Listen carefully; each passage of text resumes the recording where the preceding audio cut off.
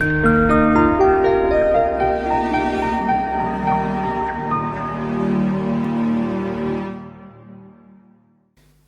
theme is Heroes of Tomorrow. And I want to talk about a topic that I believe so integral in our life, a topic that has been at the heart of our suffering yesterday, today, and tomorrow. And that topic is love. See, my work is relationship coaching. What that means is that when I introduce myself at networking event, people ask me either, can you help me to hook up? Or, can you help me to get better in my sex life? And I was like, no, that's not what I do. So what does a relationship coach do? My goal is to help people build real love that takes their life forward. And what I do is I help people essentially to change the story that they tell themselves about love, about relationships, about marriage. And that means I work with people's hearts and minds.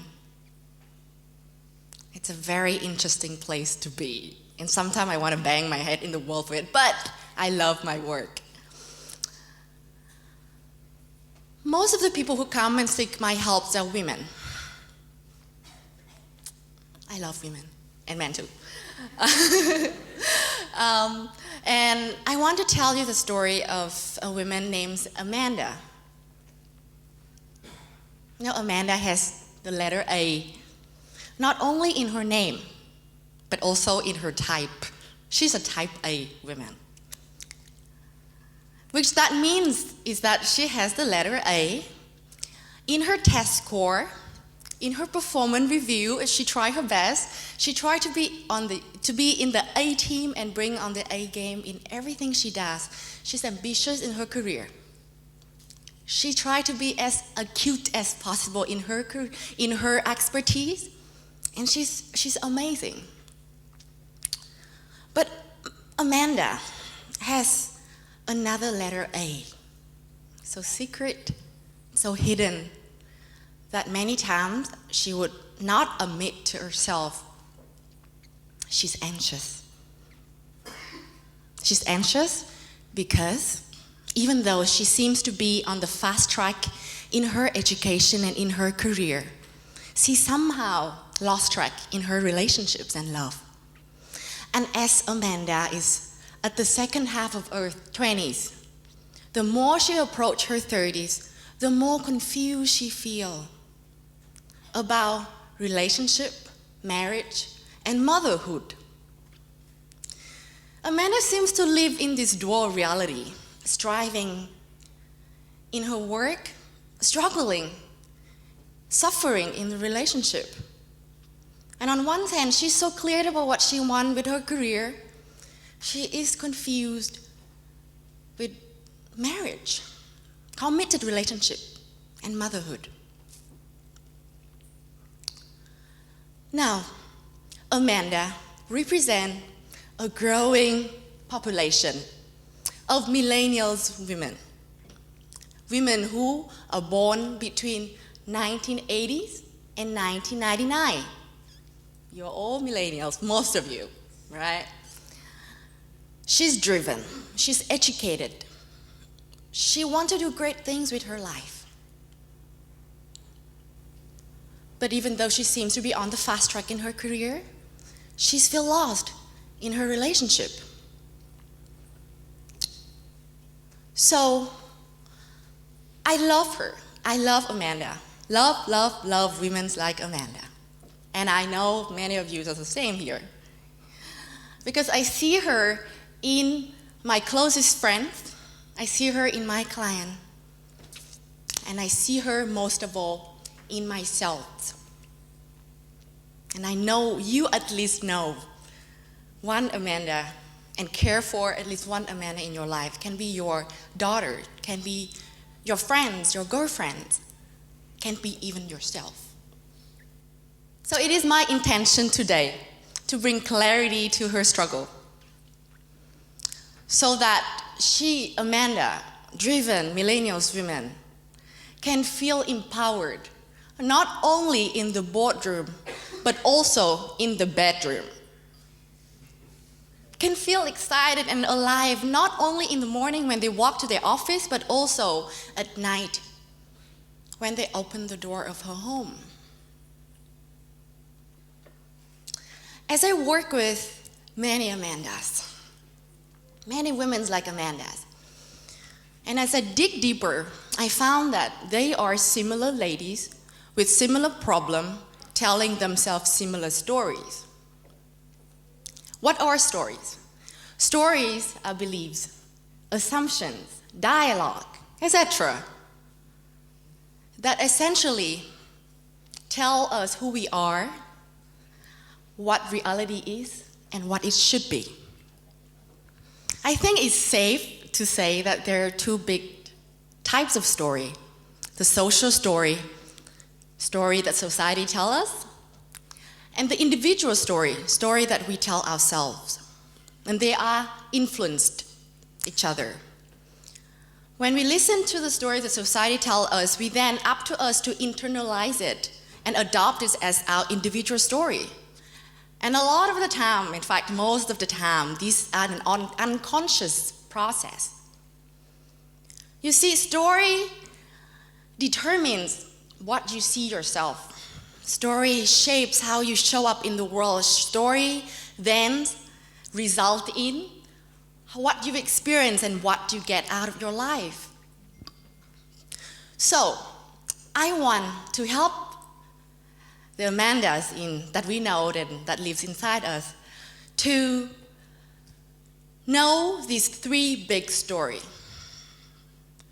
The three big social story that shapes her individual story, and how that lead to all the struggles that she brings to her life, her love life. And I hope that by doing so, I help her to stop asking herself, what's wrong with me? What's wrong with me? And begin to take small steps towards a future that I believe has more love and joy. Shall we begin? This is the first story.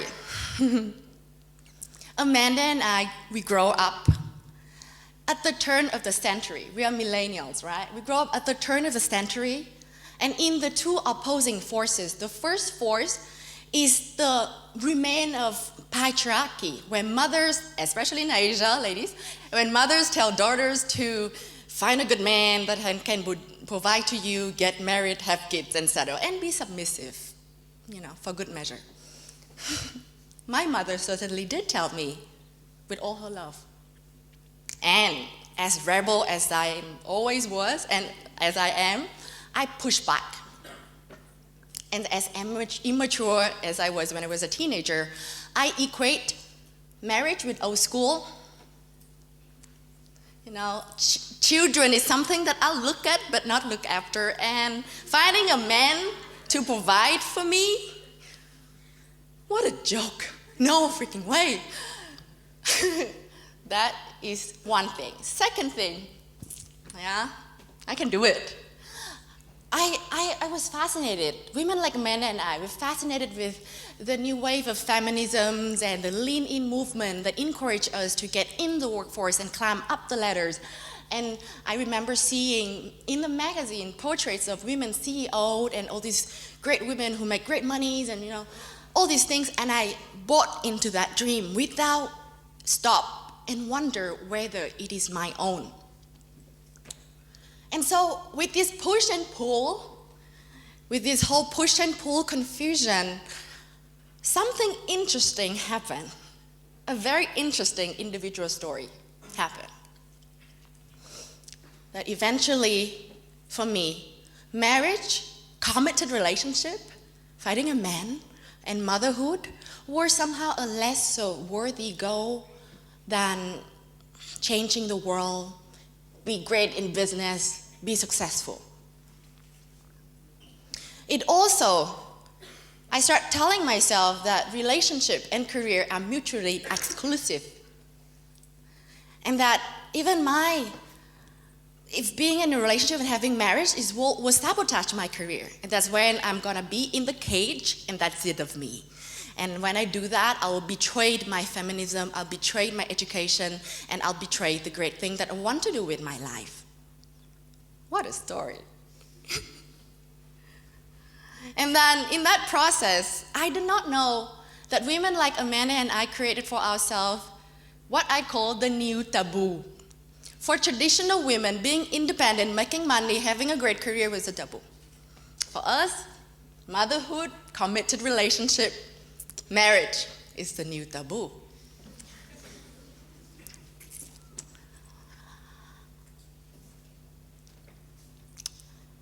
That was the first story.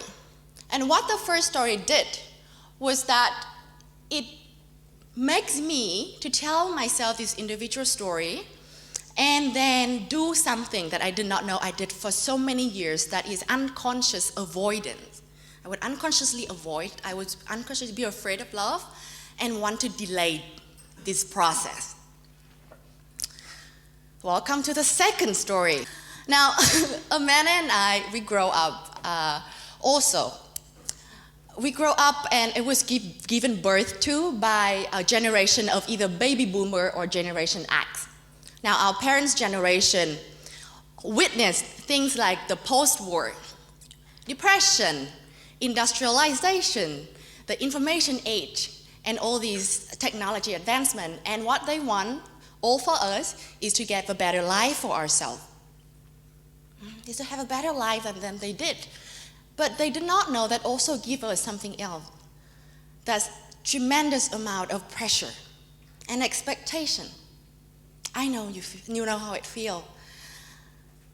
That's one thing. At the same time, we were schooled by an education system that, with all of my respect for education, it instead of freeing our mind, it put our mind in a box, and instead of celebrating us for who we truly are, it punished us for who we truly are. I still remember that slap of my music teacher when I was like in 3rd grade. And what these both do, it gives us the very sad and self-destructive individual story. I am not enough. I don't deserve love now. And I will be punished for being who I am. Very interesting and sad things happen when we bring this story unconsciously in our relationship. When women like Amanda and I started dating, I have gone through years, 10 years of being in this situation when the belief that I am not enough prompted me to seek men to find a relationship in order to fill me up. But at the same time, the belief that I would be punished for being who I am drawn me to men that actually punished for me for who I am. And also the belief I don't deserve love right now makes me sabotage good relationship, because for me it was in the back of my mind too good for me. So, and then that's why relationships and things, my past relationship was what it feels like. It was an emotional roller coaster. I feel that I was trapped in this non-stop, huge, big roller coaster until I was so sick and tired, I unstrapped myself and I just jumped off the top and I break my heart. And it goes again and again. From unconscious avoidance to compulsive attachment. You see? Unconscious avoidance to compulsive attachment, and then again. Sad story. Everybody's face like, let me tell you the third story. It has a lot to do with this painting. This is, I hope you can see it, a gorgeous painting of, I think, almost the final scenes in Romeo and Juliet. And with all my due respect for Shakespeare and my respect for his craft, Romeo and Juliet is a very bad role model for love. What is this? Two teenagers did not know each other at all, decide they're gonna die together. I mean, but this is one of the first love story and one of the most known love story. One of the first love stories that girls are told when they were small. One of the most known love story all over the world. I want to invite you to look at culture and Korean soap opera and Hollywood movies to see how love is normally portrayed, right? Suffering, drama, fighting, triangle love, somebody died with cancer, and I mean, and that is what, and listening to the song on the radio, because of you, or because of you, you know? And so, what does this tell us? That love is suffering. Look closer. This is something that is sad. But when we look closer inside our family, it's so rare to come across parents. It's so rare to be raised up by parents who actually tell the right story of love, a different kind of love from the love that we know. You know, most of us grow up in households when parents are two perfectly capable person put into a room and then they throw a knife at each other. Or don't talk. What did it say? Marriage is doomed. And then we look a bit closer to our individual experience of love after times and times of roller coaster and breaks our heart and everything. Amanda and I decide to abandon hope. Abandon hope, abandon effort, because maybe that's what life's supposed to be. That's what love is supposed to mean. And when you couple, summarize attachment and avoidance, multiply by abandonments of hope and effort, what do you have? I don't know, I'm very bad at math. But it feels to me like a negative loop of suffering and a profound sense of lost. I love asking my Amanda, my women, my young, modern, driven women, where they see themselves in 3 years. And I love seeing their eyes shine and beams, and when they tell me with great details, where would they be in their career? But it breaks my heart the moment I ask them, what about your relationships and marriage? And they start looking down. I want them to know that fertility rate of Generation Y is lower than Generation X. That after they've crossed their age of 30s, the option of them to find the right partner and build the right relationship dramatically drop, and that's not their mother's myth, it is research. But when I told them that, they either want to kill me or they want to run away from me. They feel like a cornered animal. Now, don't get me wrong.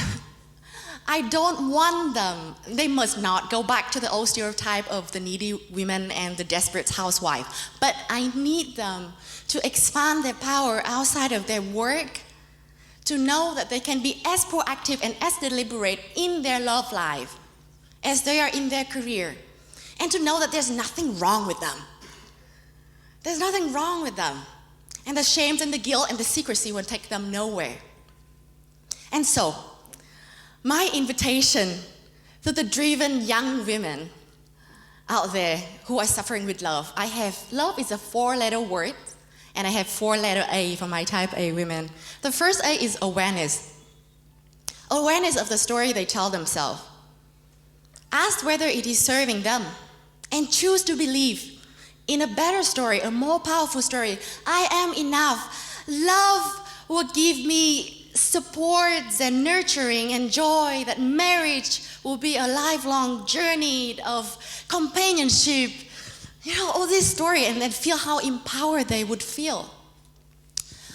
To attune, the second A is to attune to what? Attune to their true self. It's no longer enough to put themselves in the career box or family box. It's time to break free from all these boxes and accept them and attune to their real dream and the person that they truly are. It's time for them not only to ask what I would do, but what would I want if I were not afraid? And also, the third A, acceptance.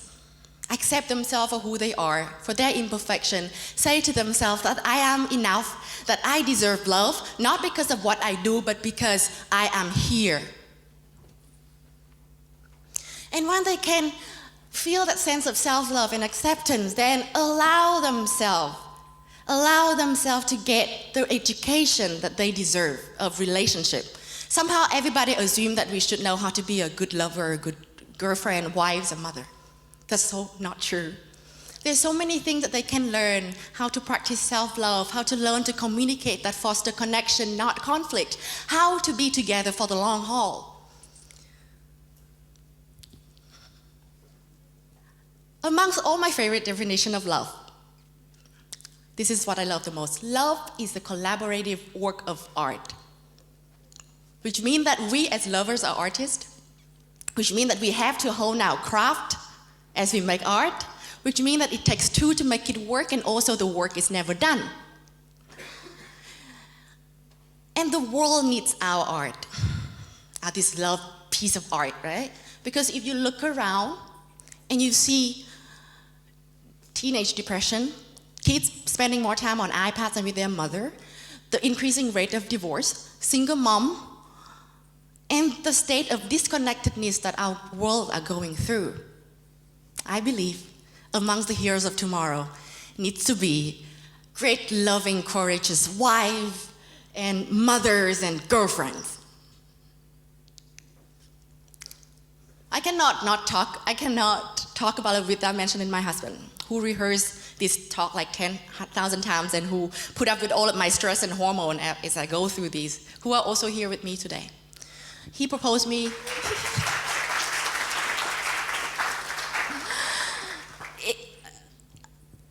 He proposed me when I was, I might get emotional, but he proposed me before I turned 26. And in that moment, under this big tree, when the feminist inside me, this independent woman inside me was like, oh, this is so early. The wiser voice inside me told me that yes, you can. Because I've learned how to attune to my true self, and not a single day go by when I'm not grateful for having him in my team. We normally joke that together we can conquer the world, and it really does feel like it. And so, I want to ask you for a favor. Would you tell the Amandas that you know, the driven women that you know, it can be yourself, your girlfriends, your sister, your daughter, that they are enough, that there's nothing wrong with them, that they can learn how to be aware of their thoughts, attuned to their heart, accept them for who they are, and allow themselves to love. And that, so that they can be healing the world of tomorrow, so that they can be the hero of tomorrow. Thank you.